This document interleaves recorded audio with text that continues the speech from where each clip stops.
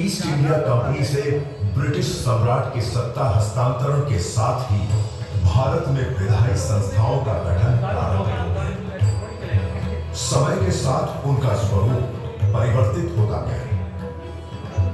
वर्ष 1861 के Indian council act के अंतर्गत north western provinces and Awadh हेतु लेजिस्लेटिव काउंसिल का गठन प्रावधानित किया गया, परंतु व्यावहारिक रूप से वर्ष 1887 में लेजिस्लेटिव काउंसिल का गठन किया गया, जिसमें 9 सदस्य नामित किए गए। नामित सदस्यों में 4 भारतीय सदस्य सर सैयद अहमद खान, राजा प्रताप नारायण सिंह, राय बहादुर दुर्गा प्रसाद और पंडित अयोध्यानाथ थे।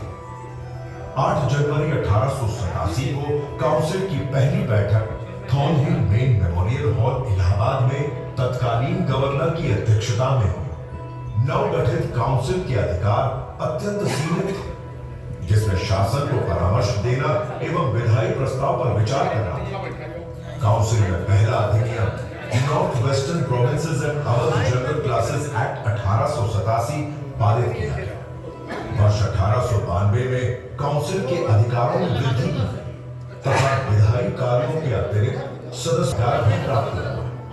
6 दिसंबर 1893 को उत्तर प्रदेश के विधायी इतिहास में राजा रामपाल सिंह द्वारा पहला प्रश्न पूछा गया। काउंसिल के सदस्यों की संख्या 9 से बढ़ाकर 15 की गई। वर्ष 1902 में राज्य का नाम United provinces of Agra and Awadh कर दिया गया। वर्ष 1909 में इंडियन काउंसिल एक्ट में संशोधन करके काउंसिल के सदस्यों की संख्या बढ़ाकर 50 कर दी तथा उनका कार्यकाल 3 वर्ष कर दिया गया। काउंसिल के सदस्यों के लिए अप्रत्यक्ष निर्वाचन का प्रावधान किया गया। उन्हें पूर्ण प्रश्न पूछने का अधिकार भी प्रदत्त किया गया। वर्ष 1915 एवं वर्ष 1919 में गवर्नमेंट ऑफ इंडिया एक्ट के अंतर्गत लेजिस्लेटिव काउंसिल के गठन एवं स्वरूप में मूलभूत परिवर्तन आए। काउंसिल के सदस्यों की संख्या बढ़ाकर 123 कर दी गई। अक्टूबर 1920 में पहली बार लगभग 70% सदस्यों का प्रत्यक्ष निर्वाचन विभिन्न निर्वाचन मंडलों द्वारा किए जाने का प्रावधान किया गया। भारतीय सदस्यों के प्रतिनिधित्व को महत्ता प्राप्त होती है, परंतु अभी भी उनके अधिकार सीमित थे। काउंसिल में गवर्नर जनरल की अध्यक्षता को समाप्त करते हुए काउंसिल को अध्यक्ष एवं उपाध्यक्ष निर्वाचित करने का अधिकार प्रदान किया गया। वर्ष 1922 में प्रदेश का नाम यूनाइटेड प्रोविंसेस कर दिया गया। 8 जनवरी 1924 को विपक्ष के सदस्यों को बैठने की व्यवस्था सरकारी पक्ष के सामने बाईं ओर की गई। गवर्नमेंट ऑफ इंडिया एक्ट 1935 द्वारा उत्तर प्रदेश विधानमंडल के वर्तमान स्वरूप की आधारशिला रखी गई। वर्ष 1937 में United provinces legislative council, legislative assembly एवं लेजिस्लेटिव काउंसिल के रूप में विसदनीय हो गया। लेजिस्लेटिव असेंबली का गठन विभिन्न निर्वाचक मंडलों द्वारा निर्वाचित 228 सदस्यों द्वारा किए जाने की व्यवस्था की गई तथा उसका कार्यकाल 5 वर्ष नियत किया गया। लेजिस्लेटिव काउंसिल अब स्थायी सदन हो गया तथा इसका गठन निर्वाचित और नाम निर्देशित दोनों प्रकार के सदस्यों द्वारा किए जाने का प्रावधान किया गया। सदस्यों की संख्या 60 तथा उनका कार्यकाल 9 वर्ष नियत किया गया। संविधान सभा के लिए जुलाई 1946 में यूनाइटेड प्रोविंसेस से 55 सदस्य निर्वाचित हुए, जिसमें लेजिस्लेटिव असेंबली के प्रथम अध्यक्ष राजश्री पुरुषोत्तम दास टंडन सहित श्री जवाहरलाल नेहरू, डॉक्टर राधाकृष्णन आदि ख्याति लब्ध महानुभाव थे। वर्ष 1950 में संविधान लागू होने के पश्चात राज्य का नाम उत्तर प्रदेश तथा लेजिस्लेटिव असेंबली एवं लेजिस्लेटिव काउंसिल का नाम क्रमशः विधानसभा एवं विधान परिषद हो गए। समय समय पर दोनों सदनों के सदस्यों की संख्या में परिवर्तन होता है। वर्तमान में विधानसभा के सदस्यों की संख्या 403 एवं विधान परिषद के सदस्यों की संख्या 100 है। वर्ष 1922 तक लेजिस्लेटिव काउंसिल का कोई अपना भवन न होने के कारण इसकी बैठकें इलाहाबाद, बरेली, नैनीताल एवं लखनऊ के विभिन्न भवनों में संपन्न होती हैं। तत्कालीन गवर्नर स्पेंसर हार्कोर्ट बटलर द्वारा 15 दिसंबर 1922 को वर्तमान विधान भवन का शिलान्यास किया गया। इस भवन का निर्माण मेसर्स मार्टिन एंड कंपनी की देखरेख में पूर्ण हुआ।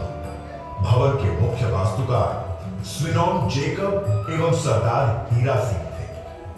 यह भवन यूरोपियन और अवधी शैली का उत्कृष्ट उदाहरण है, जिसका अधिकांश भीतरी भाग संगमरमर का बनाया गया है। भवन का मुख्य चेंबर अष्टकोणीय एवं गुंबदाकार है, जिसमें नृत्य करते हुए 8 मोरों की सुंदर आकृतियां बनी है। नवनिर्मित भवन का उद्घाटन 21 फरवरी 1928 को हुआ तथा 22 फरवरी 1928 को इस भवन में लेजिस्लेटिव काउंसिल की प्रथम बैठक संपन्न हुई। वर्ष 1937 में विधान परिषद हेतु एक प्रथम भवन का निर्माण फोर्ड और मैकडॉनल्ड कंपनी द्वारा किया गया। इसके मुख्य वास्तुकार A.L. मार्टिमर थे। जुलाई 1937 से ही इस भवन में विधान परिषद की बैठकें संपन्न हो रही हैं। स्वतंत्रता प्राप्ति के पश्चात वर्ष 1952 में उत्तर प्रदेश की पहली विधानसभा का गठन हुआ। उसके पश्चात अब तक 18 विधानसभाओं का गठन हो चुका है।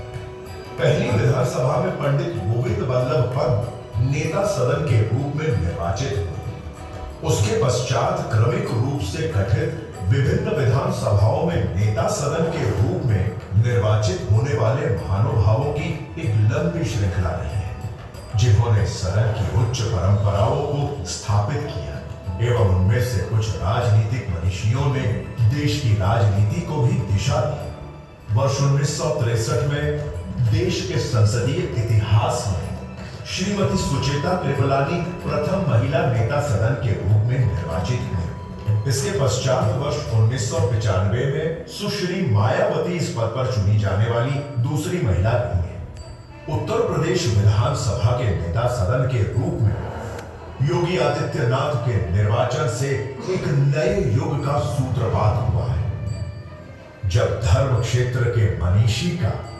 विधानसभा के नेता के रूप में चयन हुआ। योगी आदित्यनाथ इससे पूर्व 5 बार लोकसभा एवं उत्तर प्रदेश विधान परिषद के भी सदस्य रहे। योगी जी के दिशा निर्देशन में राष्ट्रपिता महात्मा गांधी जी की 125वीं जयंती पर 2 से 3 अक्टूबर 2019 को सतत विकास के लक्ष्यों पर 36 घंटे तक अनवरत चर्चा हेतु विधानसभा का विशेष सत्र आयोजित किया गया।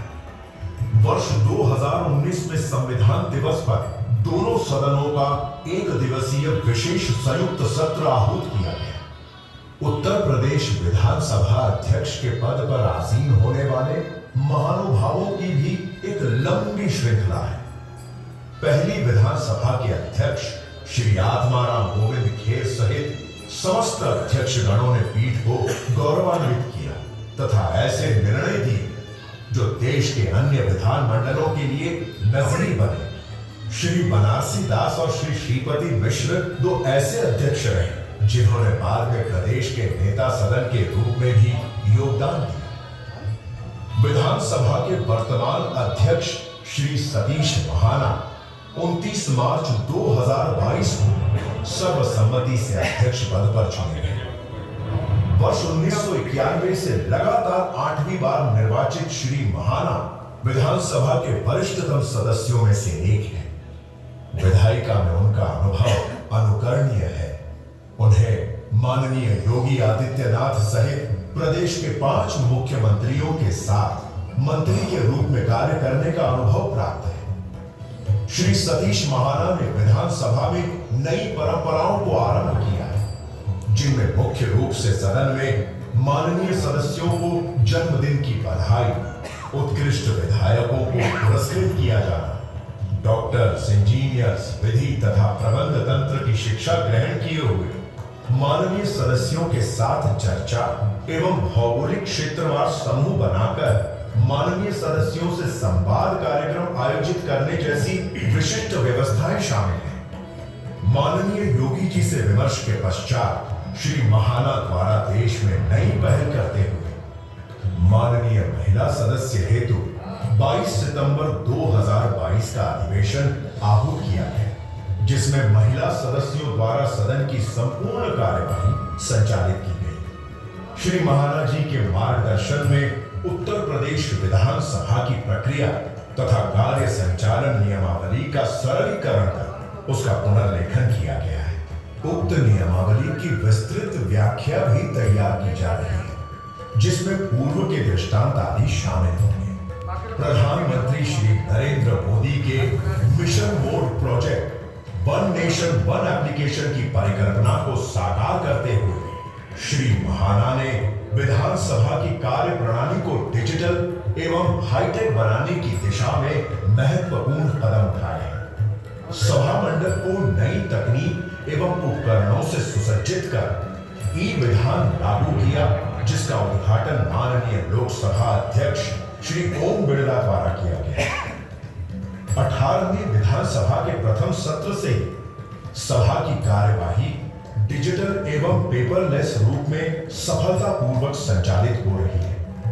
उत्तर प्रदेश विधानमंडल ने समय समय पर ऐसे अनेक महत्वपूर्ण प्रस्ताव एवं अधिनियम पारित किए हैं, जिनसे सामाजिक न्याय एवं आर्थिक विकास संभव हो सका है। यूपी जमींदारी विनाश और भूमि व्यवस्था अधिनियम, उत्तर प्रदेश मलिन बस्ती क्षेत्र अधिनियम, उत्तर प्रदेश राज्य महिला आयोग अधिनियम तथा उत्तर प्रदेश भूमि एवं जल संरक्षण अधिनियम सहित ऐतिहासिक महत्व के अधिनियम शामिल हैं। 17वीं विधानसभा में नेता सदन योगी आदित्यनाथ द्वारा अनेक अप्रचलित एवं अनुपयोगी अधिनियमों को समाप्त किया गया। 8 जनवरी 2013 को तत्कालीन राष्ट्रपति श्री प्रणब मुखर्जी द्वारा विधान भवन पर डाक टिकट जारी किया गया।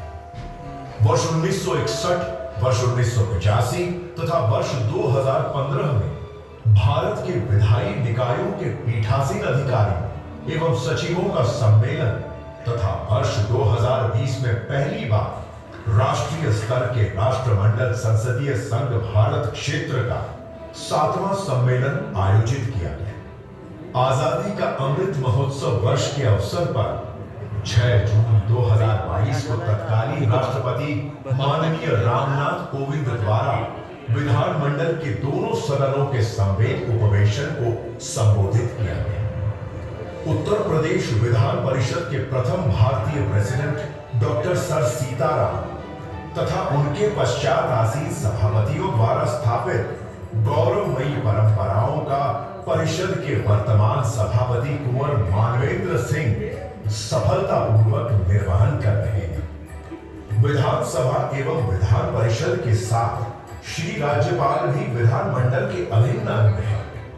स्वतंत्रता प्राप्ति के पश्चात श्री राज्यपाल के पद पर श्रीमती सरोजिनी नायडू के आसीन होने के पश्चात इस श्रृंखला में वर्तमान में श्री राज्यपाल के पद पर श्रीमती आनंदीबेन पटेल आसीन हैं, जो गुजरात की पहली महिला मुख्यमंत्री तथा मध्य प्रदेश की राज्यपाल भी रह चुकी हैं। अनेक महान विभूतियां इस विधानमंडल की सदस्य रही हैं। संयुक्त राष्ट्र संघ की पहली महिला अध्यक्ष श्रीमती विजय लक्ष्मी पंडित लेजिस्लेटिव असेंबली की सदस्य थी। उत्तर प्रदेश विधानसभा ने देश को श्री लाल बहादुर शास्त्री, चौधरी चरण सिंह और विश्वनाथ प्रताप सिंह के रूप में 3 प्रधानमंत्री दिए। इसके अतिरिक्त राज्य को पंडित जवाहरलाल नेहरू, श्रीमती इंदिरा गांधी, श्री राजीव गांधी, श्री चंद्रशेखर, श्री अटल बिहारी वाजपेयी तथा श्री नरेंद्र मोदी के रूप में 6 प्रधानमंत्री देने का गौरव भी प्राप्त है। श्री नरेंद्र मोदी प्रदेश के वाराणसी संसदीय क्षेत्र से तीसरी बार निर्वाचित हुए हैं। श्री काशी विश्वनाथ के पुनरुद्धार सहित उत्तर प्रदेश की प्राचीन सांस्कृतिक धरोहरों को संजोने की नई पहल माननीय प्रधानमंत्री श्री नरेंद्र मोदी द्वारा की जा रही है। उत्तर प्रदेश विधानसभा की गरिमा को नवीन आयाम प्रदान किए जाने हेतु भविष्य की नई योजनाओं की रूपरेखा तैयार की गई है, जिनमें मुख्य रूप से विभिन्न विधाओं के विशेषज्ञों, शिक्षाविदों एवं कॉरपोरेट समूह के प्रतिनिधियों के साथ माननीय सदस्यों का समूहवार संवाद, युवा संसद का आयोजन, संसदीय पत्रकारिता विषय गोष्ठी जैसी अनेक योजनाओं पर कार्य किया जा रहा है। इस प्रकार उत्तर प्रदेश विधानसभा आधुनिक तकनीक के माध्यम से लोकतांत्रिक मूल्यों को समाहित करते हुए नए युग के निर्माण की ओर अग्रसर है।